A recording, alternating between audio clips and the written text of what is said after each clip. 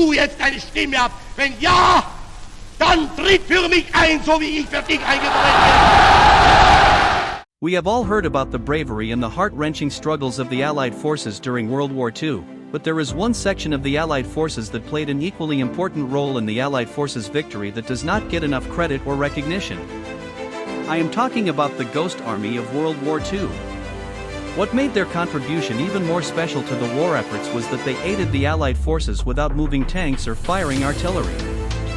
The story begins on January 20, 1944, when the US government decided to recruit and activate a unit of 1,100 men.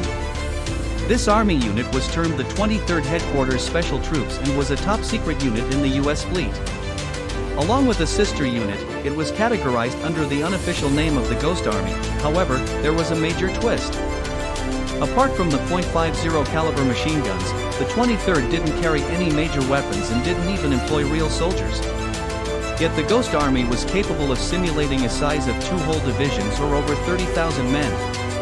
The secret behind such extraordinary capabilities was the unit being the first mobile, multimedia and tactical deception unit in US Army history.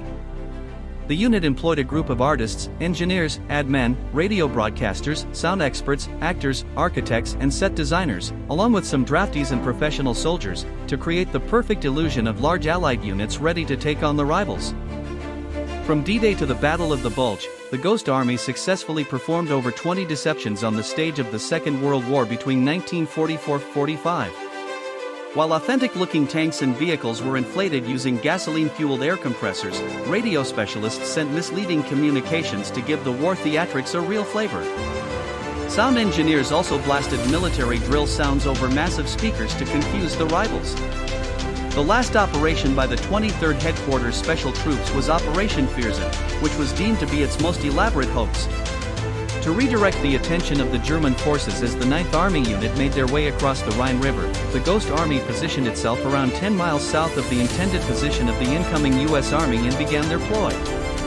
Using their capabilities, the 23rd Headquarters Special Troops inflated around 600 dummy vehicles and began impersonating 2 Army units, namely the 30th and 79th Infantry Divisions.